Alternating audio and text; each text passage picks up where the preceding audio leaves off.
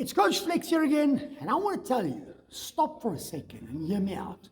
Just because you don't see results yet doesn't mean nothing's happening. And a lot of people miss that.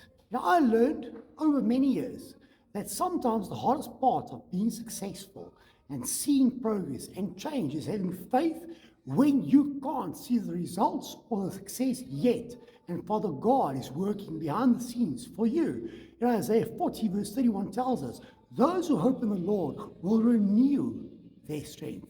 So keep believing, keep showing up, keep putting in the work, keep on training, keep on dieting, keep on praying, and keep trusting that Father God wants you to become successful, but you got to believe it, because faith doesn't mean you sit back and you do nothing.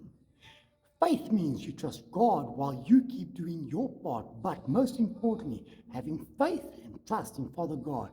Don't give up just because you can't see it yet. Guys, keep your faith, your fitness, and your future, and never give up.